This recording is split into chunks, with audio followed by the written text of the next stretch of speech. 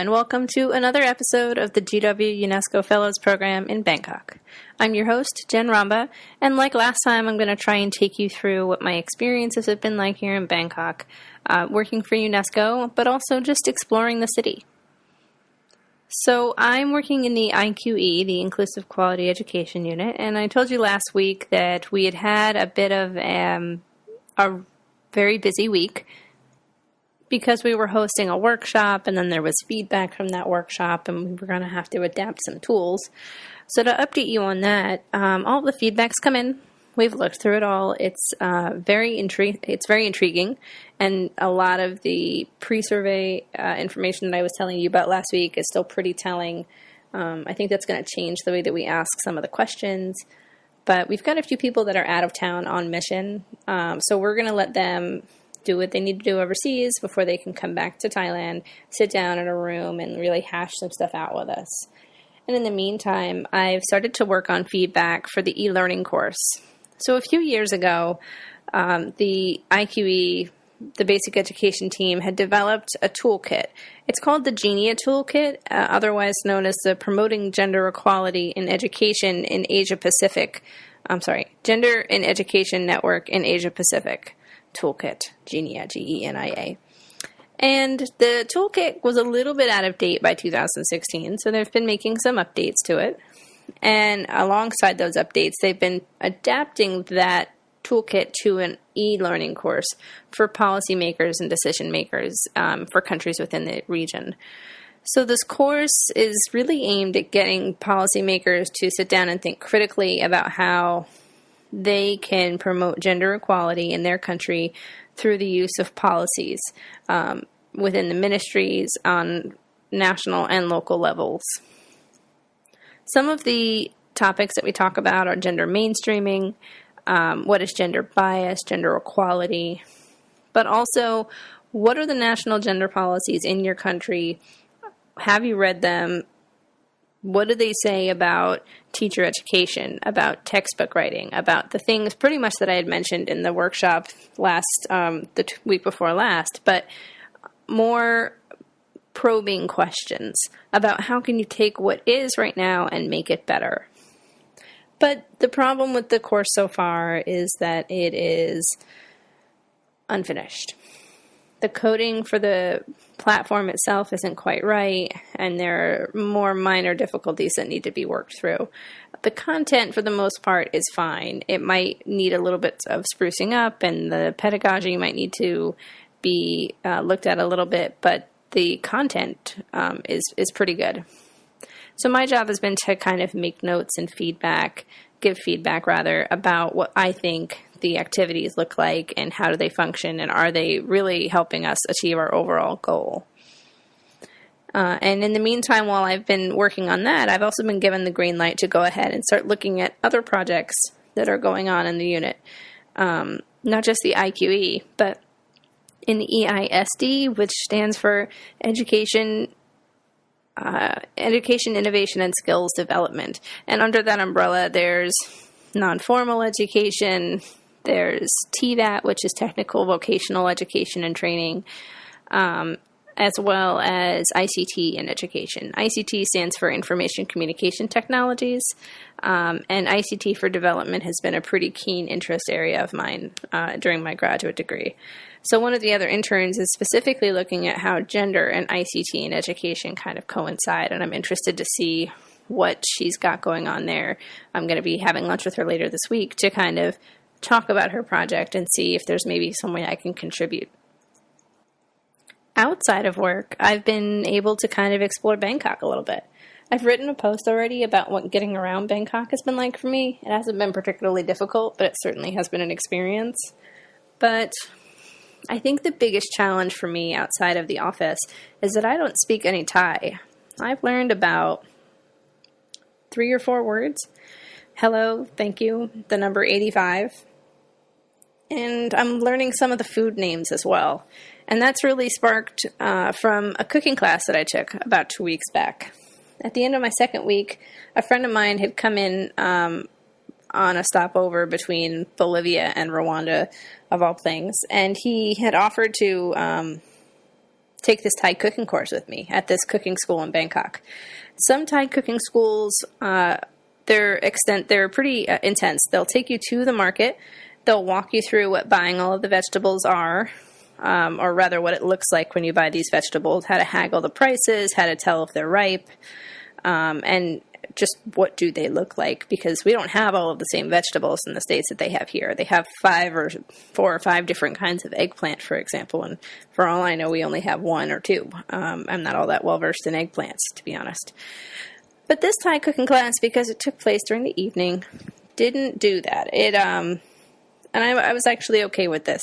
They had prepared all of this materials ahead of time and showed us before we cut into anything what they smelled like, what did the vegetables taste like, what flavors do these vegetables bring to the dishes. She also, our instructor, who was really nice, actually also gave us some alternatives that we could find in like the United States or in some European countries when you're not in a tropical climate. How do you find these things? So that was interesting. I can honestly say that I've never milked a coconut before, but this Thai cooking class taught me how to milk a coconut. So I was able to get coconut cream and then coconut milk, and learning the difference between the coconut cream and coconut milk was interesting. But during this approximately 2.5 hour cooking class, we made 5 dishes, and they were delicious. I'm going to try and include pictures from this experience, because if you're ever in Thailand, you should go to a Thai cooking class. The first dish that we made was tom yum soup with shrimp. Tom yum soup is a coconut-based or coconut milk-based soup. It's fairly easy to make. You don't have to add shrimp. You can add noodles. You don't have to add noodles. You can add chilies. You can make it spicy or non-spicy. It has mushrooms. It has all sorts of really good stuff in it. I don't even know everything. Cardamom was in there. I can't recall everything, but delicious. And it didn't take very long to make. We also made pad thai, traditional Thai dish, something that I think everybody in the States has tried to have at some point in time. And again, another one of those things where she showed us how you can make it spicy or less spicy. I particularly prefer the spice, but my friend, on the other hand, did not prefer the spice. How to cut the chilies so that you get the most out of them was something that we talked about while making the pad thai as well. We made a small chicken salad that I can't remember the name of, but it was served cold, and it was interesting. It was had a very distinct flavor to it. We also made mango sticky rice in between all of this too. Rather, she showed us how to make mango sticky rice. Showed us how to cut the mango specifically to make it look as pretty as it did, and the best way to get it cubed. She also showed us how to tell if a mango is ripe, and it's mango season here in Bangkok, so I was listening very keenly. I wanted to know exactly how to tell if my mango was ripe. She also taught us how to make green curry with chicken. Green curry in Bangkok is served almost always with chicken over rice, and it's usually a thinner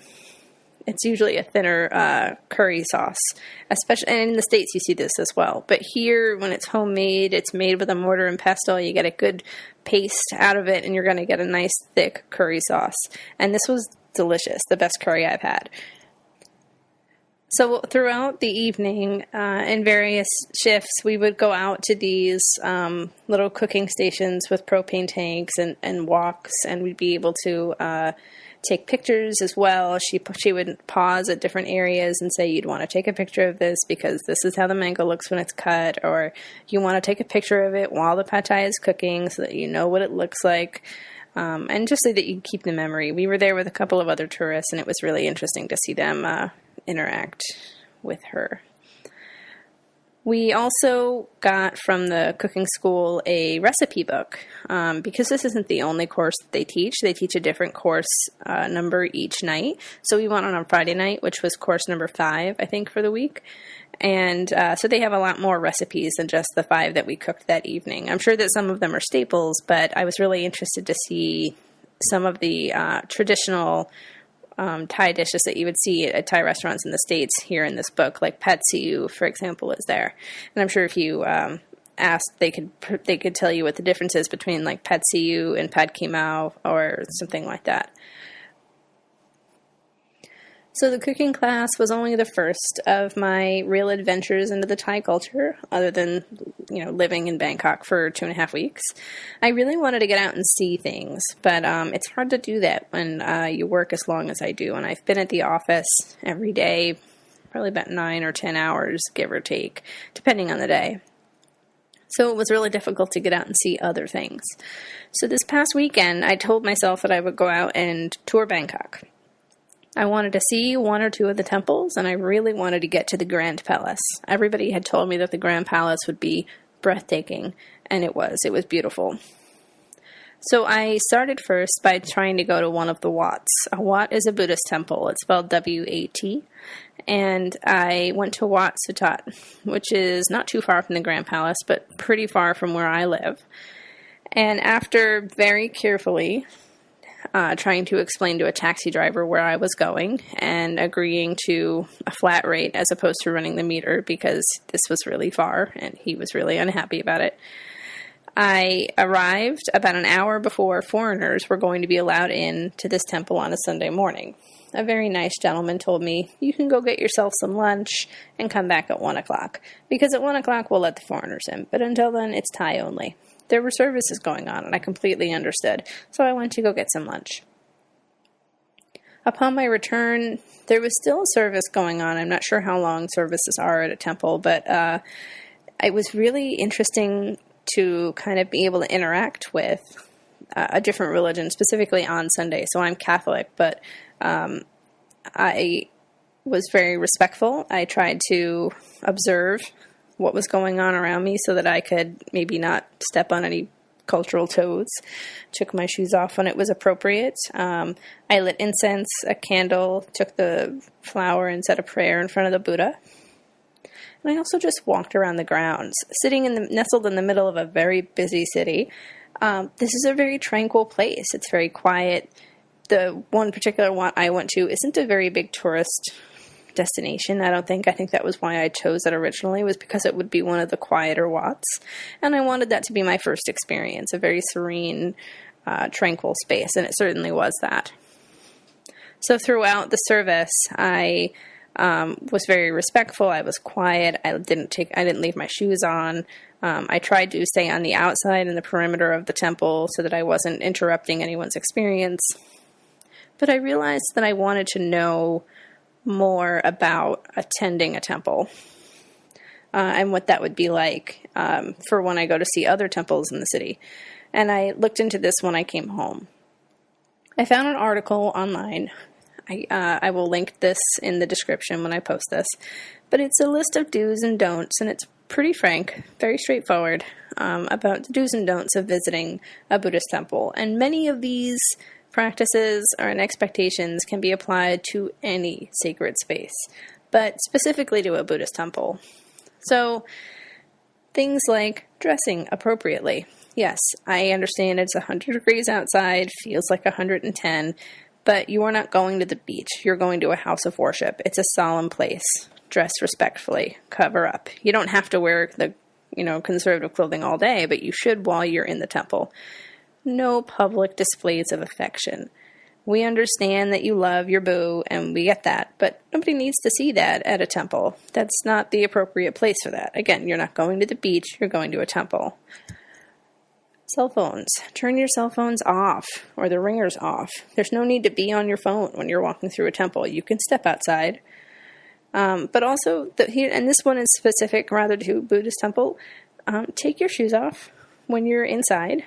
Or when you're even just in some of the perimeter areas, you're supposed to take your shoes off and be observant of where that happens and follow along.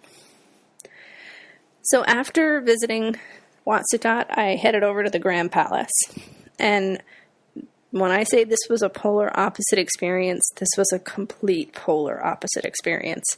Wat Sutat was this very tranquil space. But the Grand Palace was packed. This is possibly because it was the middle of Sunday afternoon, but there were a lot of tourists, and I expected that. But it was about 100 degrees outside. and I was getting pretty warm, so I didn't stay as long, and I know that I will be back to the Grand Palace. I'm going to have a visitor or two come through Bangkok while I'm here, so I will go and see things like the Emerald Buddha and some of the other temples and the insides of these places later on. But in the meantime, I took some very pretty pictures that I will make sure to try and share here while I'm fairly new at podcast technology. I am sure I can figure this out. But I will leave you here. Next week, I'm going to try and talk a little bit more about some of my adventures. I'll be traveling this weekend, and I'll be doing some interesting things at work over the next week or two as well. So be sure to check back in another couple of days. I appreciate your listening. And until next time, this is Jen Romba for the GW UNESCO Fellows Program in Bangkok. Have a good night.